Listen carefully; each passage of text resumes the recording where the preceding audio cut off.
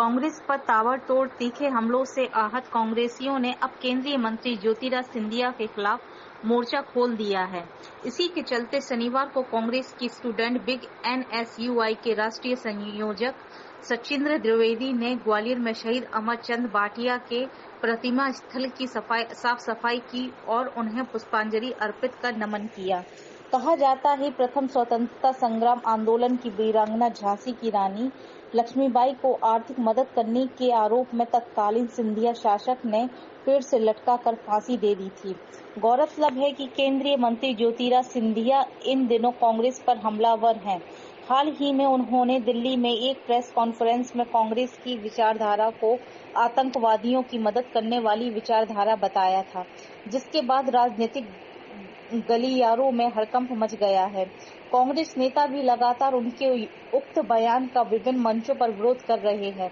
आरोप प्रत्यारोप के फेर में ग्वालियर प्रवास के दौरान शुक्रवार रात महाराज बाड़े पर आयोजित एक राजनीतिक मंच से सिंधिया ने एक बार फिर कांग्रेस को आड़े हाथों लिया है, जिसके बाद NSUI के राष्ट्रीय संयोजक सचिंद्र द्विवेदी शनिवार को ग्वालियर में सर्राफा बाजार के मुहाने पर स्थित शहीद अमरचंद भाटिया के प्रतिमा स्थल पर बड़ी संख्या में कार्यकर्ताओं के साथ पहुंचे। वहां सफाई आदि की और उसके बाद उनकी प्रतिमा पर पुष्पांजलि अर्पित कर उन्हें नमन किया। इस अवसर पर मीडिया कर्मियों से बातचीत करते हुए सचिंद्र द्विवेदी ने कहा कि सिंधिया राजवंश का नाम अंग्रेजों के साथ देने के लिए इतिहास में दर्ज है। उनका शिकार 1857 के स्वतंत्रता संग्राम सेनानी अमरचंद भाटिया भी हुए थे। तत्कालीन सिंधिया शासक ने झांसी की रानी लक्ष्मीबाई के इशारे पर क्रांतिकारियों की आर्थिक मदद करने के आरोप पर 22 जून 1858 को स्वतंत्रता संग्राम सेनानी को फांसी दे दी थी। उन्हें ग्वालियर में महाराज बाड़ा स्थित सर्राफा बाजार के मुहाने पर एक नीम के पेड़ पर लटकाकर फांसी दे दी गई थी।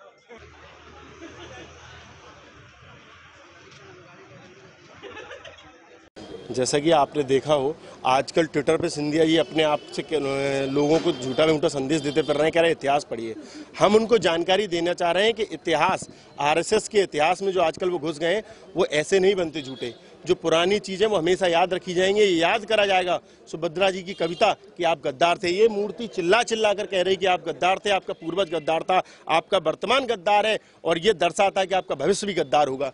ये इनको अमरचंद जी को इसी पेड़ से 3 दिन तक लटका के रखा था। इनकी ईमानदारी के कारण इनको सोने का कड़ा मिला था जो इनके पैर में पहनाया गया था। नवकार महामंत्र की इनके ऊपर सिर पर पगड़ी थी, तब अंग्रेजों के कहने पर सिंधिया ने इनको फांसी दी।